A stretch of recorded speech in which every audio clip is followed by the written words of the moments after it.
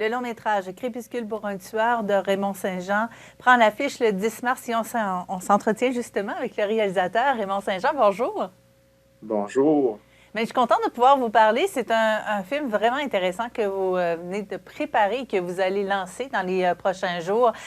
De quelle façon vous est venue l'idée de la création de ce film-là?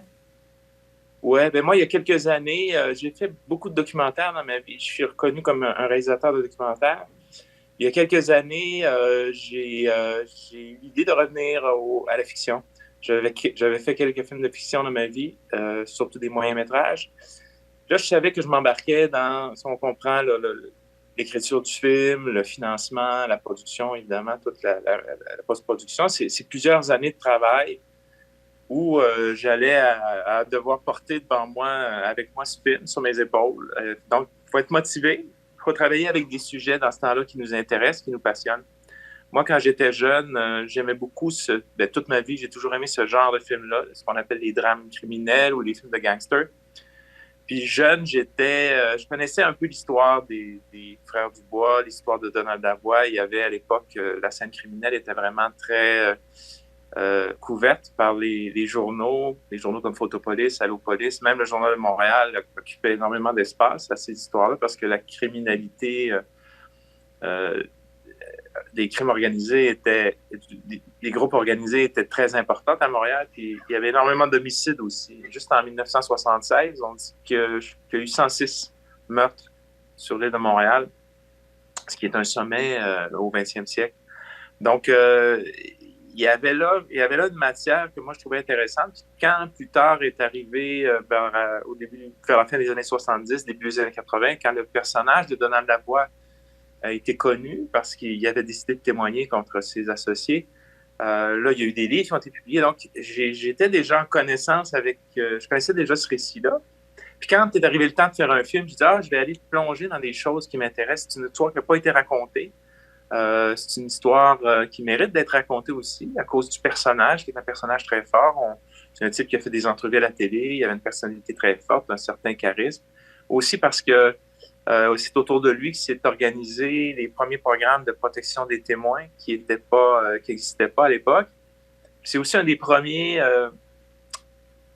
délateurs devenus témoins pour la couronne, dont la preuve a été acceptée en cours. Donc, il y a eu quand même des avancées judiciaires autour du personnage, au-delà si on pourrait appeler ses aventures, au moment où il entre en conflit avec le patron de son groupe criminel, Claude Dubois. Un bon personnage, une bonne histoire. Donc, vous n'êtes pas resté très, très loin du documentaire, à quelque part. Euh, Ben oui et non. Donc, pour baser notre scénario, on a vraiment fait une recherche très approfondie, justement, dans les journaux de l'époque, en rencontrant quelques personnes qui avaient gravité autour de ces gens-là, mais pas de très près. Là. On s'en est tenu surtout à une recherche documentée. D'abord, c'est pas évident de les rencontrer. C'était des gens qui étaient cachés. Puis on ne savait même pas, nous, s'il était encore vivant à l'époque. Puis notre intérêt, c'était vraiment de prendre cette histoire, puis de la raconter au mieux avec les éléments qu'on avait. Donc, ce côté-là, c'est le côté documentaire. Maintenant, c'est sûr que dans ma façon de filmer, ma façon d'approcher la mise en scène, je garde quand même des traces de mon travail en documentaire. Peut-être une façon d'observer les choses plus que de m'y engager. Comme Éric dit, quand quand je suis en train de faire une ligne de coke ou boire un peu, tu n'as pas la caméra dans mon visage, tu restes quand même à une certaine distance, tu es comme un observateur. Donc ça peut peut-être ajouter au côté réaliste. Moi, j'aime bien les approches réalistes. Je voulais pas m'imposer, moi, comme réalisateur, avec de la virtuosité puis du tape à l'œil. Je voulais vraiment être là pour les personnages, pour leur histoire, dans un contexte que je voulais créer de la façon la plus réaliste possible. De quelle façon vous avez choisi l'équipe et les acteurs? Ben, l'équipe, c'est des gens avec qui je travaille depuis longtemps, souvent, le directeur photo, le monteur du film. Bon, j'ai quand même fait beaucoup de films dans ma vie. Donc, des gens proches de moi, des nouveaux, comme Marie-Hélène Lavoie qui a fait les décors, qui est vraiment exceptionnel. Les comédiens, ben, il y a eu un processus d'audition, comme ça arrive souvent. Souvent, avec des comédiens de ce calibre-là, ils font pas d'audition, mais après lecture du scénario, je sais qu'Éric a dit j'ai vraiment aimé le scénario, ça me tente de faire une audition. Fait qu'Éric est venu auditionner, on a travaillé ensemble même longtemps, une grosse demi-heure. C'était pas une audition où simplement le comédien arrive, rentre, fait ses répliques et s'en va. C'était assis, on a réfléchi, on a parlé parce que je savais que j'avais une intuition que c'était lui avant l'audition. Il est venu confirmer cette audition-là. Dans le cas de Benoît, qui est un ami d'Éric, Éric s'est offert pour donner la réplique en audition aux finalistes des Claudes. Puis quand Benoît est venu, puis je les ai vus ensemble, ils jouaient une scène dans une ruelle où ils ont un échange assez tendu. J'ai tout de suite su que c'était lui. Il faisait vraiment le match parfait. Ça me prenait quelqu'un qui était capable d'avoir, comme je dis toujours, si j'ai un vilain, un Darth Vader, ça lui prend son Palpatine. Ça lui prend quelqu'un qui est encore plus autoritaire, plus vilain que lui, si on veut, pour que le personnage de notre vilain devienne intéressant et pas unidimensionnel. Et pour Sylvain Marcel? Oui, mais Sylvain est arrivé un peu tard dans le processus. C'est un autre comédien qui a interprété le rôle. Puis à la dernière minute, à cause justement de la COVID, il y a eu beaucoup de changements dans le personnel. Puis Sylvain s'est joint comme ça. Lui, il n'a pas fait d'audition. Il est arrivé un matin. Bonjour, Sylvain Marcel. Fait qu'on a discuté un peu. Puis c'était c'était une belle rencontre. Sylvain, c'est un comédien d'une grande finesse. C'est quelqu'un qui amène beaucoup d'idées aussi, qui est très créatif. Il y a beaucoup de gestes dans le film avec les acteurs. On va demander, il met la main sur la tête dans une scène. Ça, c'est toutes des idées à Sylvain qui amènent des idées très justes puis très utiles dans le film. Puis c'est aussi un humoriste. Fait qu'il y a une façon des fois de s'approprier des répliques, comme on dit, des répliques qui sont sur papier, qui ont l'air, normales, mais lui, il amène une couleur aux répliques. Donc, c'est un très grand comédien. Il était chanceux. Puis Rosemary Perrault aussi, qu'on va voir dans d'autres films, La Cordonnière ces temps-ci, qui est une jeune comédienne exceptionnelle là, qui monte, puis qu'on va voir de plus en plus. J'avais vraiment un bon casting, même au niveau des rôles secondaires. Nathalie Boutry, qui a fait le casting, a fait un très bon travail.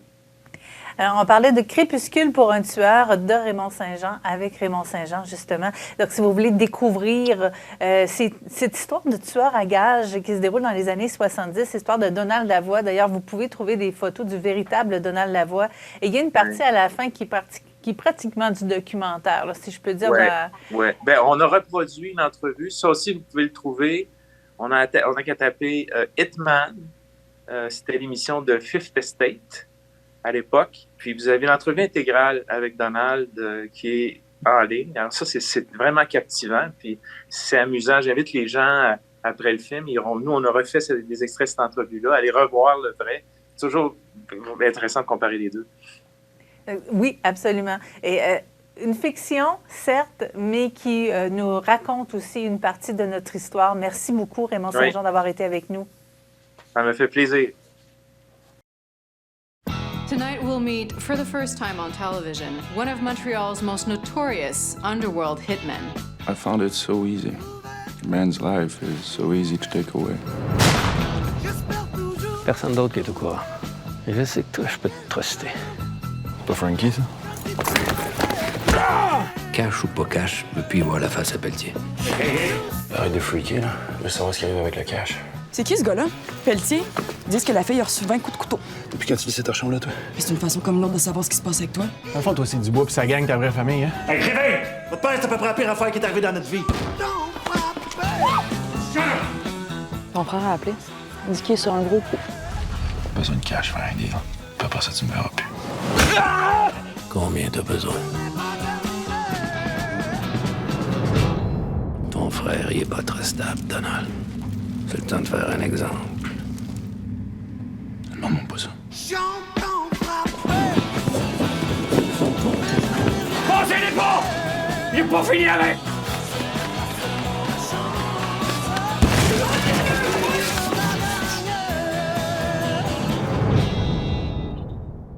Ça faisait un bout, je voulais te parler. Tu sais, moi, je suis juste une police. C'est pas souvent que j'ai la chance de rencontrer une vedette.